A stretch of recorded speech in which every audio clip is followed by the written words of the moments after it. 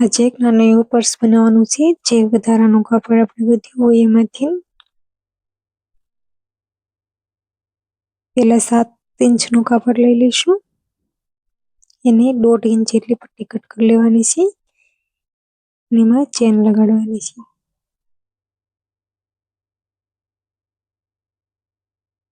Side chain લાગી જાય એટલે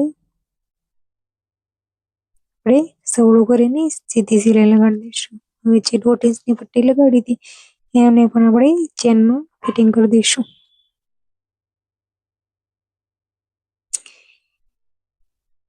આ 2 ખાનાવાળું બનાવવાનું છે, જે આપણે રોજ રેગ્યુલરમાં આપણે કામ આવે એવું પર્સ બનાવવાનું છે. નાનું પર્સ એને આપણે અસ્તરમાં ચોંટ કરી દઈશું. ચારે બાજુ આપણે સિલાઈ લગાડી દેવાની છે. વધારાનું અસ્તર આપણે કટ કરી લઈશું. આમાં આપણે 1 રૂપિયાનો પણ ખર્ચ નથી થવાનો, કારણ કે આપણે આ વધેલા કાપડમાંથી જ બનાવવાનું છે, જે ઘરે આપણે કટ પીસમાંથી કટકા નીકળ્યા હોય એમાંથી નથી. હવે આપણે એક પેનલોક લઈ લઈશું.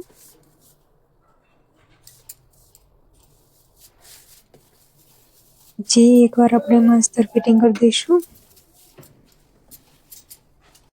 ચારે બાજુ આપણે સિલાઈ લગાડી દેવાની છે.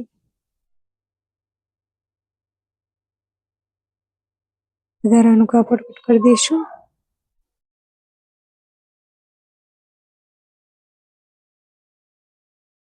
ચેનવાળો જે ભાગ છે એને પણ આપણે ડનલોકમાં ફિટિંગ કરી દઈશું.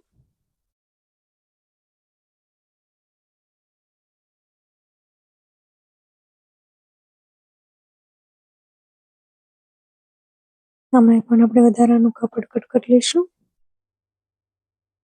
હવે આપણે એમાં ચેન નાખવાની છે.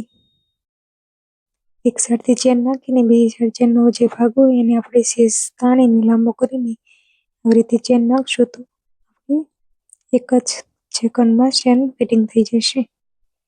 એવી રીતે બીજી આપણે ઉપરની ચેન લગાડવાની છે ને આપણે સિલાઈ લગાડી દઈશું. માથે સિલાઈ લગાડી દઈશું.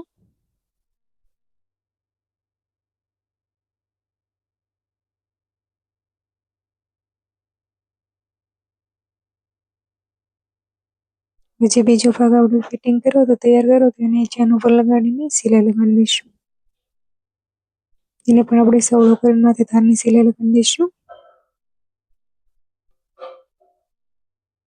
એમાં પણ આપણે ચેનનું રિબન નાખવાનું છે. આ પણ આપણે 1 થી 2 સેકન્ડમાં આપણે ચેન નખાઈ જશે.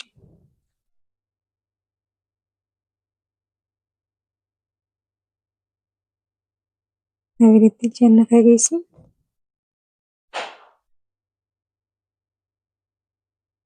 વધારાનું કાપડ આપણે કટ કરી દેવાનું છે. હવે આને આપણે ઊંધો કરીને ત્રણેય બાજુ આપણે સિલાઈ લગાડી દેવાની છે. તમે જોઈ શકો છો આમાં આપણે 1 રૂપિયાનો પણ ખર્ચ થયા વગર આ નાનું એવું પર્સ આપણે રોજ રેગ્યુલર કામમાં તૈયાર થઈ ગયું છે. હવે એને સવડો કરી નાખશું.